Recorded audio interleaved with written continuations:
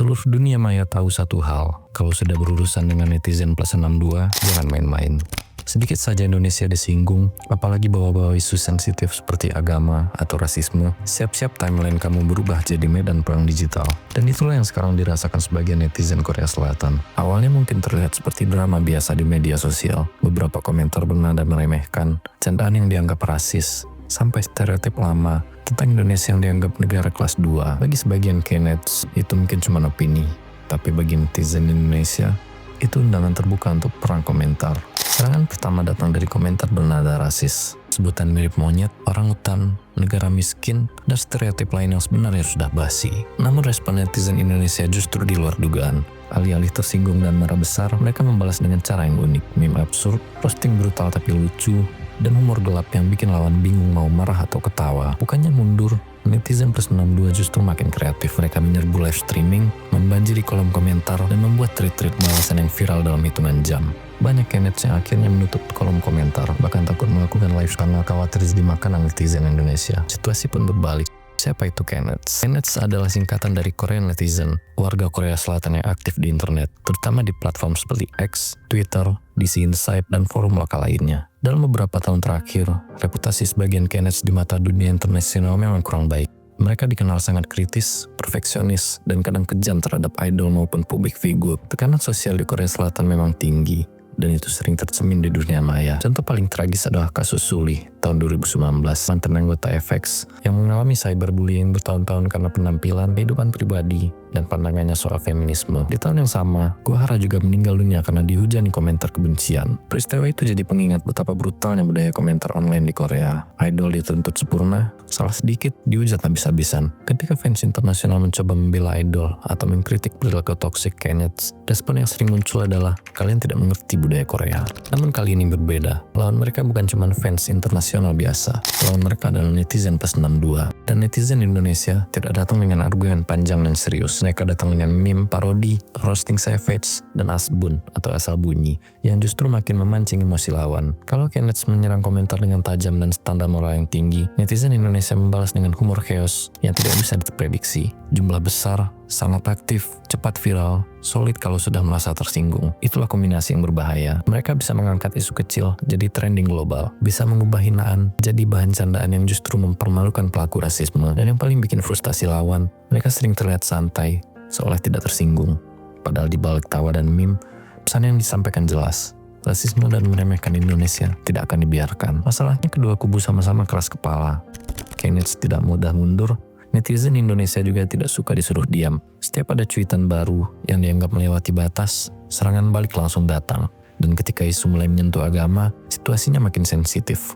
Perang ini bukan cuma soal siapa yang paling savage. Ini sudah jadi soal harga diri nasional di dunia maya. Namun di balik itu semua, ada pertanyaan yang lebih besar. Apakah ini benar-benar kemenangan? Atau cuma siklus toksik yang terus berulang? Karena pada akhirnya, di balik meme dan roasting, ada risiko nyata. Bencian makin meluas, stereotip makin menguat, dan jurang antar komunitas makin dalam. Tapi satu hal yang jelas, siapapun yang mencoba meremehkan Indonesia di internet sekarang, pasti berpikir dua kali. Karena kalau sudah berhadapan dengan netizen Indonesia, itu bukan cuma debat biasa. Itu gladiator arena versi digital.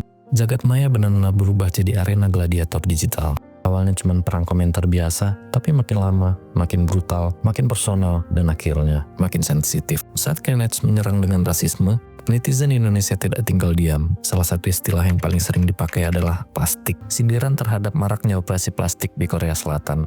Salah satu tweet netizen Indonesia yang sempat di-retweet akun Kenneth berbunyi kira-kira seperti ini. Kita dibilang jelek, minimal wajah kita original, bukan hasil cicilan klinik Gangnam. Cuitan itu viral, di-repost, dikutip, dipelintir, dan dijadikan bahan bakar baru. Bahkan ada yang menambahkan sindiran membandingkan Korea Selatan dengan Korea Utara, musuh bebuyutan mereka yang otomatis makin panas. Dan disitulah api makin membesar. Melihat mayoritas serangan balik datang dari Indonesia, sebagian Kenneth mulai mengalihkan fokus. Targetnya jelas, Indonesia. Mereka mulai menghina grup Indonesia bernama Nona. MV mereka yang berlatar sawah dijadikan bahan ejekan. Caption yang beredar kurang lebih berbunyi, saya tidak punya uang, jadi saya tidak bisa menyewa peralatan. Sambil foto di ladang. Apakah kalian sedang menanam bibit padi? Ejekan bernada merendahkan, soal Indonesia identik dengan kemiskinan dan perdesaan, padahal konsep video berlatar alam justru jadi ciri khas yang unik. Belum selesai sampai situ, ada pula aksi flip bendera Indonesia, merah putih dibalik untuk menghina simbol negara. Tapi alih-alih berhasil mempermalukan, mereka malah jadi bahan tertawaan. Karena bendera Indonesia yang dibalik identik dengan bendera Polandia. Akhirnya netizen Polandia ikut terseret. Bukannya mendukung Kenneth, mereka justru balik merosting dan mempertanyakan kecerdasan aksi tersebut. Ironis, serangan berikutnya makin kasar. Indonesia disebut sebagai negara blackout, sindiran soal listrik mati. Bahkan ada klaim IQ Korea tertinggi dan Indonesia yang rendah. Narasinya sederhana, Korea superior, ASEAN inferior. Padahal debat sudah bukan soal fakta, tapi ego nasional. Namun puncaknya bukan di situ. Semua berubah ketika hinaan mulai menyentuh agama. Salah satu akun dengan nama Ataina6602 menulis bahwa Indonesia tidak seharusnya diterima di Korea karena mayoritas Muslim. Ia membandingkan dengan negara Asia Tenggara lain yang mayoritas Buddha atau Katolik dan menyebut Indonesia seperti Eropa dengan nada sinis terhadap Islam. Tweet lain dari akun @solrektor menyatakan Indonesia punya banyak anak dan jika diterima, Korea akan berubah, disertai foto jamaah Indonesia yang sedang sholat. Di titik ini, netizen Indonesia menilai, ini bukan sekedar roasting, ini sudah offside. Mayoritas netizen Indonesia adalah Muslim. Ketika agama diserang, itu bukan cuma soal nasionalisme, tapi soal keyakinan pribadi. Reaksi pun jauh lebih keras. Balasan yang awalnya sarkastik berubah menjadi serius. Tagar boykot mulai bermunculan. Komentar di Instagram dan TikTok dipenuhi ajakan menghentikan dukungan terhadap produk dan hiburan Korea. Yang awalnya cuma perang meme berubah menjadi sentimen kolektif. Netizen ASEAN yang biasanya ribut satu sama lain justru bersatu. Muncul istilah sideblinks alias netizen Asia Tenggara, Thailand, Malaysia, Vietnam, Filipina, dan juga Indonesia. Semua satu barisan melawan Kenneth. Dan yang mengejutkan, netizen Jepang yang diprediksi akan membela Korea Selatan malah ikut mendukung sideblinks. Situasi makin tak terkendali. Semua ini sebenarnya berawal dari konsep Day6 di Axiata Arena Bukit Jalil, Malaysia. Konsep berjalan meriah sampai muncul masalah dengan fansite Korea yang membawa kamera profesional, padahal sudah dilarang oleh promotor. Kamera besar itu menghalangi pandangan penonton lokal. Ketika ditegur, fansite Korea justru marah dan mengancam akan membawa ke ranah hukum. Masalah kecil, ego besar, viral. Dari panggung konser, pindah ke Twitter. Dari Twitter, jadi perang kawasan. Di tengah konflik, muncul kembali tudingan lama. Korea Selatan disebut negara dengan budaya online paling rasis. Beberapa survei internasional memang pernah menempatkan Korea Selatan sebagai negara dengan tingkat homogenitas tinggi dan tantangan dalam isu diskriminasi. Bahkan PBB sejak 2015 mendorong Korea Selatan mengesahkan undang-undang anti-diskriminasi yang lebih komprehensif. Namun sampai sekarang, belum sepenuhnya terrealisasi. Sebagian warganya sendiri mengakui adanya masalah xenofobia, namun di sisi lain, generalisasi bahwa seluruh Korea paling rasis juga memicu perdebatan baru. Karena pada akhirnya, konflik ini terjadi di dunia maya oleh sebagian netizen yang vokal dan ekstrim. Yang menarik, setiap kali Kenneth menyerang soal wajah, netizen ASEAN membalas dengan isu operasi plastik. Setiap kali agama disinggung, responnya 10 kali lebih keras. Setiap kali Korea merasa superior, ASEAN menunjukkan solidaritas. Pertanyaannya sekarang, apakah ini sekadar perang komentar, atau ini cerminan ketegangan identitas, kebanggaan nasional, dan sensitivitas budaya di era digital? Karena satu hal jelas, internet memperbesar segalanya.